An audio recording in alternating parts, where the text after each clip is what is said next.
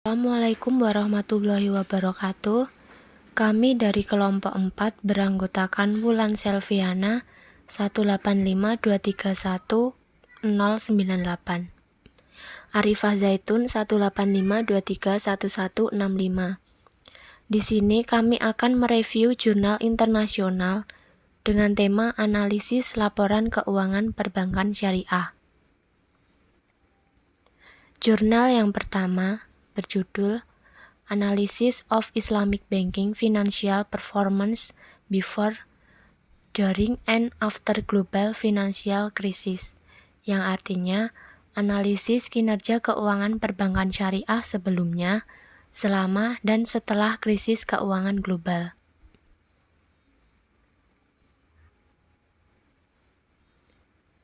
Krisis ekonomi global yang terjadi pada tahun 2008 memberikan dampak yang cukup mengkhawatirkan bagi industri perbankan di seluruh dunia. Krisis keuangan yang terjadi di Amerika Serikat juga berdampak pada negara lain yang mengakibatkan kebangkrutan dari beberapa lembaga keuangan. Perbankan syariah dapat bertahan selama krisis keuangan ini, dikarenakan karakteristik bank syariah yang melarang riba dan tidak terlibat dalam derivatif keuangan. Kinerja keuangan kemudian menjadi salah satu indikator untuk melihat tingkat kesehatan industri perbankan. Kinerja keuangan Islam perbankan diawali oleh rasio modal, kualitas aset, manajemen, pendapatan, dan likuiditas.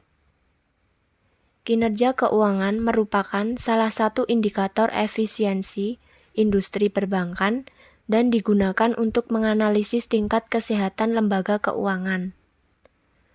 Analisis Camel dapat digunakan untuk mengukur pengaruh krisis global pada industri perbankan. Camel adalah sistem pemeringkatan pengawasan yang digunakan untuk mengevaluasi bank kondisi keuangan secara keseluruhan. Peringkat Camel menilai kinerja keuangan dan kesehatan. Camel mencakup 5 aspek kinerja antara lain, yang pertama yaitu rasio kecukupan modal. Modal adalah untuk membuat cadangan aset yang membawa atau menghasilkan risiko. Aspek kekuatan permodalan mendorong kepercayaan masyarakat kepada perbankan atas kesehatan keuangannya. Modal dapat dibagi menjadi modal inti seperti modal disetor, saham premium, laba tahun sebelumnya, laba ditahan, dan modal pelengkap seperti modal instrumen berupa saham atau lainnya yang memenuhi persyaratan, diamortisasi berdasarkan sisa jangka waktu dan cadangan khusus. Kedua, kualitas aset. Manajemen bank dituntut untuk selalu bisa memantau dan menganalisis kualitas aset produktif karena akan mempengaruhi kelangsungan usaha bank. Kualitas aset produktif menunjukkan kualitas aset karena risiko pembiayaan yang dihadapi bank akibat penyaluran kredit dan investasi pada dana bank. Setiap kualitas investasi bank dalam aktiva produktif dinilai dengan menentukan tingkat kolektibilitas. Yang ketiga yaitu kemampuan manajemen. Salah satu aspek manajemen adalah strategis perencanaan dan penganggaran yang mengacu pada proses lembaga untuk menghasilkan proyeksi keuangan secara singkat dan jangka panjang. Keempat, penghasilan merupakan penilaian kemampuan perusahaan dalam menghasilkan laba atas aset yang dimiliki oleh perusahaan. Yang kelima, likuiditas. Bank dapat menggunakan rasio tertentu untuk menunjukkan kemampuan bank dalam melunasi kewajibannya atau untuk mengukur kapasitas bank untuk menutup simpanan yang tidak diantisipasi. Kinerja sektor perbankan Turki setelah krisis keuangan global, bank dibagi menjadi 3 kategori, milik negara, swasta, dan asing, yang kemudian akan diukur dengan menggunakan Camel selama 2002 sampai 2009. Studi tersebut menyimpulkan bahwa bank-bank Turki telah mempelajari dampak krisis 2001 dan mendapat dampak yang lebih kecil pada tahun 2008 dibandingkan negara maju lainnya. Kinerja bank syariah dan konvensional di Malaysia di tahun 2008 dan sampai 2009 dengan menerapkan metode Camel, studi ini menemukan bahwa kinerja kedua bank tersebut cukup baik serupa. Mengevaluasi kinerja bank syariah di GCC periode 2008 sampai 2014 menggunakan pengukuran Camel. Kinerja bank syariah dalam penelitian tersebut semakin buruk selama periode tersebut, namun dampaknya tidak mengarah pada kebangkrutan. Berikut tabel rasio Camel untuk masing-masing variabel. Nah, di situ KAR bank syariah sebelum krisis sebesar 15,52%. Pada saat krisis sebesar 14,79%. Dan setelah krisis sebesar 19,25%. Terjadi penurunan KAR pada saat krisis, namun setelah krisis KAR menunjukkan pertumbuhan yang positif.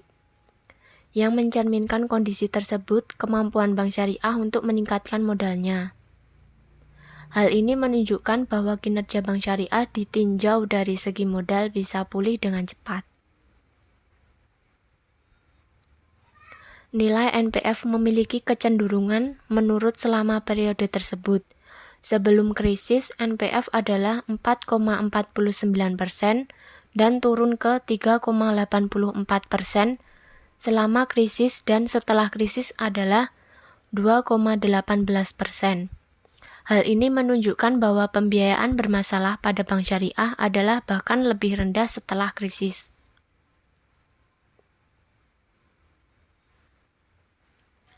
Pada masa krisis, NPM bank syariah memperoleh pertumbuhan positif sebesar 48,99%, yang meningkat dari sebelum krisis yaitu sebesar 44,33%.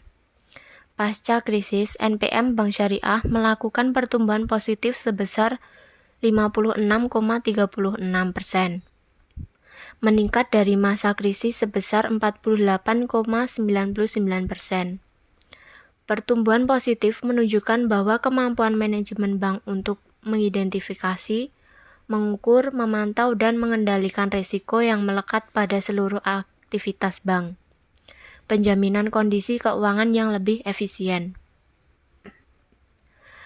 Aspek earning diukur dengan ROA dan OR. Untuk ROA pada periode sebelum krisis ROA adalah 2,77%. Saat krisis sebesar 2,82% dan setelah krisis sebesar 4,21%. ROA pada bank syariah mengalami pertumbuhan positif baik pada periode sebelum, selama, dan setelah krisis. OR sebelum krisis periode krisis sebesar 89,71%. Saat krisis sebesar 87,70% dan setelah krisis sebesar 86,39%. Bank syariah mengalami positif pertumbuhan di semua periode.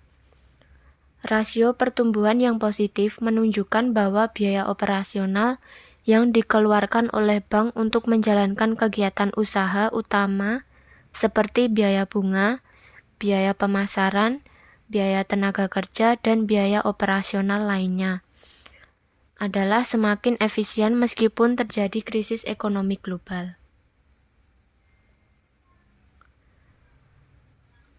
Kemudian yang FDR sebelum krisis sebesar 80,18%, pada saat krisis sebesar 80,24% dan setelah krisis sebesar 81,92%. Terjadi peningkatan FDR Bank Syariah di semua periode. Jurnal yang kedua yaitu dengan judul The Comparison of Islamic Financial Performance in Indonesia, yang artinya perbandingan kinerja keuangan perbankan syariah di Indonesia. Indonesia merupakan salah satu negara di Asia Tenggara yang menjadi tujuan mayoritas investor dalam berinvestasi. Dengan semakin tingginya tingkat investasi di Indonesia, menjadikan harapan baru dalam upaya perbaikan untuk kesejahteraan. Kapasitas lain yang dimiliki bangsa Indonesia adalah memiliki jumlah penduduk yang besar. Dengan jumlah penduduk yang didukung keterampilan yang baik dan pendidikan yang tinggi, dapat menjadi salah satu kunci peningkatan daya saing melalui peningkatan produktivitas tenaga kerja Indonesia.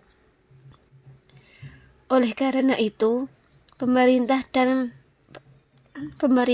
Bank Indonesia selaku pembuat dan regulator keuangan nasional kebijakan dalam menjawab tantangan di atas telah menerapkan berbagai kebijakan untuk menjaga stabilitas sistem keuangan dan ekonomi, melaksanakan kebijakan berupa pemberian stimulus fiskal dan stimulus moneter dalam mengatasi penurunan pertumbuhan dan pembangunan ekonomi. Hasil yang disajikan dalam laporan keuangan merupakan dasar untuk menilai kinerja keuangan suatu organisasi atau perusahaan tertentu, termasuk perbankan. Hasil ini tentunya akan digunakan sebagai acuan atau dasar dalam menentukan berbagai kebijakan, baik kebijakan jangka pendek maupun kebijakan yang akan datang atau jangka panjang. Pengguna dasar ini termasuk pemilik perusahaan, manajer atau pemimpin perusahaan, dan investor. Kegiatan melakukan analisis sekaligus menginterpretasikan suatu laporan keuangan. Pada dasarnya, kondisi keuangan dan potensi suatu perusahaan telah dinilai dan diperkuat. Informasi yang telah diberikan oleh perusahaan atau organisasi menentukan hasil analisis laporan keuangan yang akan disajikan dan diperoleh. Yang pertama, analisis rasio.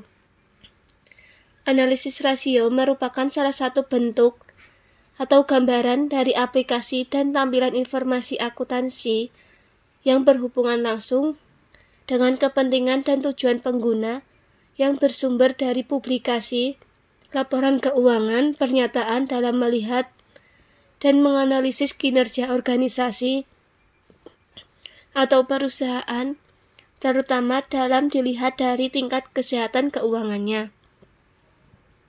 Yang kedua yaitu CAR, yang merupakan penilaian permodalan atau tingkat kecukupan modal pada bank. Rasio ini memberikan gambaran tingkat kemampuan suatu bank sehingga dapat diketahui aktivitas pengukuran, aktivitas pemantauan, dan pemantauan risiko yang mempengaruhi permodalan bank itu sendiri.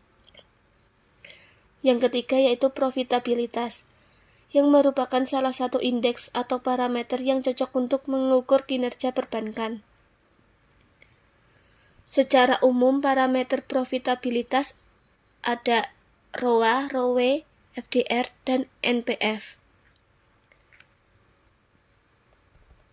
ROA adalah kemampuan perusahaan untuk memperoleh atau mencapai laba operasinya. ROE adalah mengukur pengembalian dari investasi pemilik perusahaan. FDR adalah rasio dalam upaya menyeimbangkan pendanaan dan penyaluran kredit untuk melihat tingkat efisiensi suatu bank. FDR ini menunjukkan cara seberapa besar kemampuan dan kesiapan bank dalam melakukan pembayaran penarikan dana oleh deposan melalui kegiatan pembiayaan.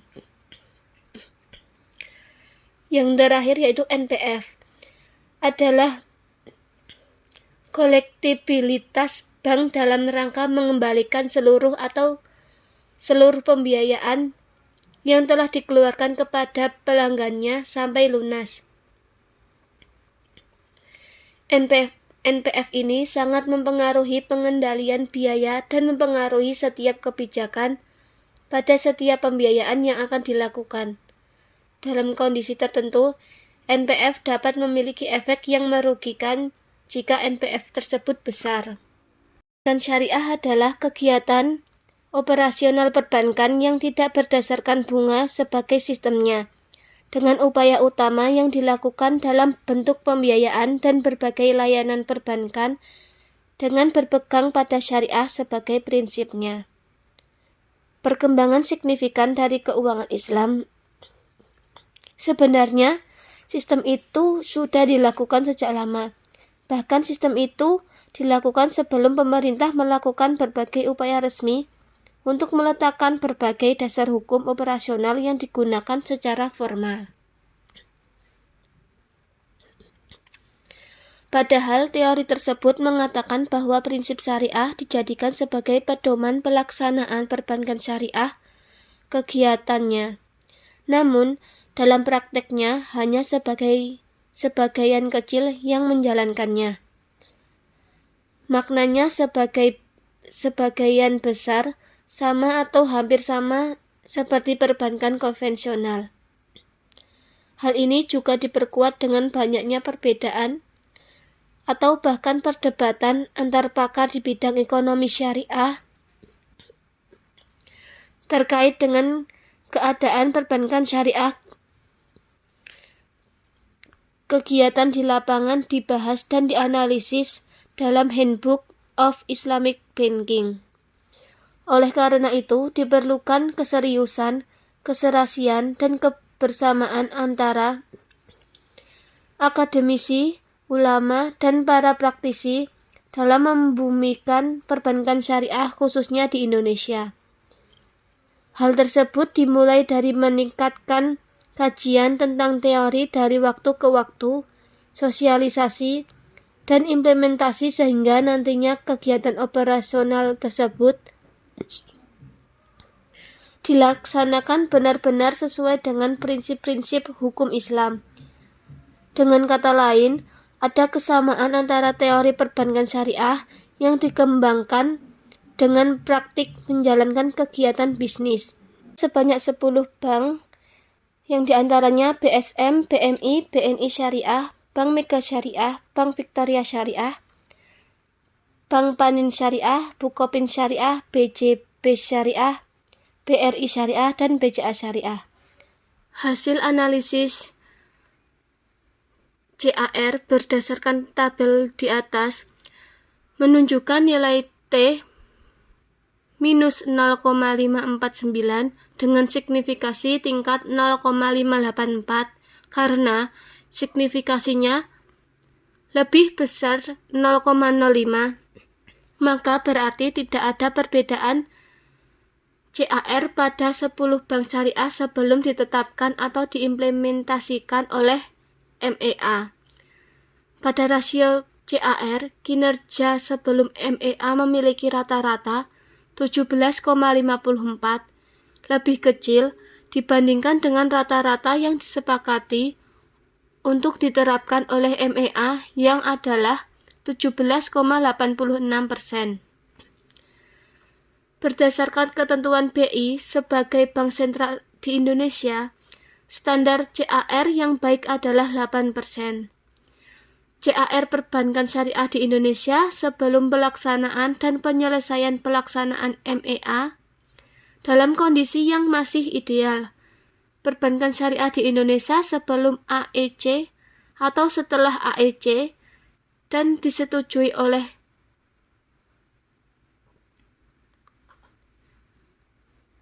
Badan Keuangan, yaitu untuk menyediakan berbagai kebutuhan yang diantaranya bantuan dana yang digunakan untuk menambah jumlah dana yang diberikan dan memberikan bantuan untuk berbagai jenis kebutuhan yang tidak diinginkan atau kerugian.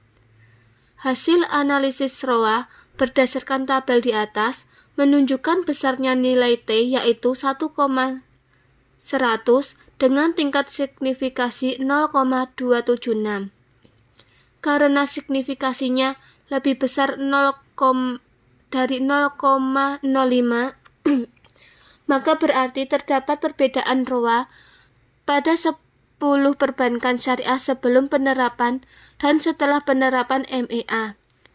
Pada rasio ROA, kinerja sebelum MEA rata-rata 0,69 lebih besar dibandingkan dengan rata-rata sesudah penerapan MEA dengan sebesar 0,51%.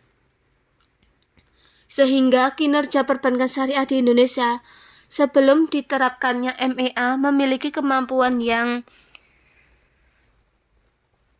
lebih baik untuk memperoleh laba bersih dengan menggunakan aset-aset yang dimiliki perbankan secara keseluruhan dibandingkan setelah penerapan MEA. Semakin tinggi ROA suatu bank, maka semakin baik kualitas bank tersebut dapat dipastikan atau sebaliknya. Hasil analisis ROE berdasarkan tabel di atas menunjukkan besarnya nilai T yaitu 2,109 dengan tingkat signifikasi 0,041. Karena signifikasinya lebih kecil daripada 0,05, maka berarti ada perbedaan dalam ROE di 10 perbankan syariah sebelum implementasi dan setelah implementasi MEA. Dalam rasio ROE, kinerja sebelum MEA rata-rata 7,02 lebih besar dibandingkan rata-rata setelah MEA diterapkan, yaitu 3,41%. Sehingga kinerja perbankan syariah di Indonesia sebelum implementasi MEA memiliki kemampuan memperoleh return yang lebih baik dibandingkan setelah implementasi MEA. Hasil analisis FDR berdasarkan tabel di atas menunjukkan nilai T hitung sebesar 1,479 dengan taraf signifikasi 0,145. Karena signifikasinya lebih besar dari 0,05, maka berarti tidak ada perbedaan FDR pada 10 perbankan syariah sebelum implementasi atau setelah implementasi MEA. Dalam rasio FDR, kinerja sebelum MEA memiliki rata-rata 95,83 lebih besar dibandingkan dengan rata-rata setelah MEA dilaksanakan yaitu sebesar 93,19%. Rasio FDR bank yang terlalu besar memberikan kesimpulan bahwa kemampuan likuiditas bank lebih rendah karena jumlah dana untuk membiayai kredit kepada nasabah adalah juga semakin besar. Penurunan rata-rata tersebut menunjukkan bahwa tingkat likuiditas kinerja keuangan di perbankan syariah pasca pemberlakuan MEA cenderung mengalami penurunan. Jika FDR bank terlalu besar, bisa dipastikan bank mengalami kesulitan dan hambatan likuiditas. Hal ini dikarenakan semua dana dari pihak ketiga telah diberikan untuk kegiatan perkreditan. Berdasarkan ketentuan bank di Indonesia sebagai bank sentral bahwa standar FDR sangat baik pada 85% sampai 110%. Maka kondisi umum perbankan syariah di Indonesia dalam kondisi dan situasi yang sangat baik. Hasil analisis NPF berdasarkan tabel di atas menunjukkan besarnya nilai T sebesar minus 1,907 dengan tingkat signifikasi 0,062. karena signifikasinya lebih besar dari 0,05, berarti tidak ada perbedaan NPF di 10 perbankan syariah sebelum implementasi atau setelah implementasi MEA. Dari rasio NPF kinerja sebelum MEA, rata-rata 2,78 lebih kecil dibandingkan rata-rata setelah MEA dilaksanakan, yaitu 3,03%. Hal ini menunjukkan bahwa NPF perbankan syariah sebelum implementasi MEA lebih baik dibandingkan setelah implementasi MEA. Karena nilai NPF yang lebih tinggi menunjukkan semakin buruk kualitas bank tersebut. Namun, jika melihat besarnya NPF perbankan syariah di Indonesia, berdasarkan ketentuan BI sebagai bank sentral yang menyatakan bahwa nilai standar NPF